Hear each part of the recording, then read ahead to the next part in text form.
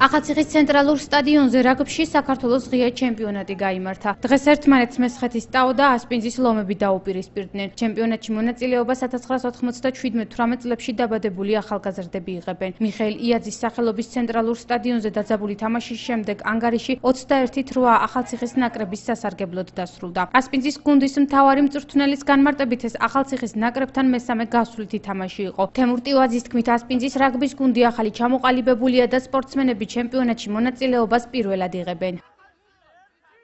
ნელა უკვე ყალიბდება რა, ბავშვები უფრო მეტი ენერგიითა და მეტი ჩაობენ. ახალი შექმნილი გუნდი ვართ. ბრძოლას უკვე ორი ფესტივალი ჩატარდა. პირველი თამაშები წავაგეთ და ამჟამად მოგება გვაქვს. ტექნიკური წაგება ჩაგვეთვალა პირველი თამაში ოზურგეთთან. წავაგეთ 60-0.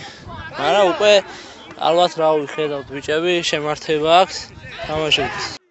საქართველოს ღია ჩემპიონატი რაგბის კავშირის ორგანიზებით იმართება, რომელშიც მონაწილეობას ქვეყნის მასშტაბით ყველა გუნდი იღებს და 7 წელია ტარდება. სამცხე-ჯავახეთში რაგბის კავშირის რწმუნებული სამომავლო გეგმებზეც საუბრობს. გოჩა ათოშვილის თქმით, რეგიონში რაგბის ახალი გუნდი ჩამოყალიბდება, სადაც ყველა მუნიციპალიტეტის წარმომადგენელი ითამაშებს.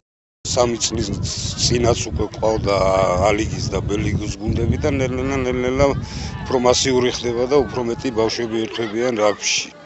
საქართველოს ღია პირველობა რაგბში 2 კვირის წინ დაიწყო და 1 თვის მანძილზე კიდევ გაგრძელდება. ახალციხის ცენტრალურ სტადიონზე დღეს ბ-ლიგის ბოლო მატჩი გაიმართა. ორგანიზატორების განმარტებით მეორე ეტაპის ალიგის თამაშები 10 აპრილიდან დაიწყება. ახალციხის ნაკრებს ჩემპიონატის ფარგლებში გასვლითი თამაშები ქუთაისსა და ოზურგეთში უკვე ჰქონდათ, რომელ გუნდთან გამართავს შემდეგ შეხვედრებს მესხეთის ტაო, ეს ჯერ უცნობია.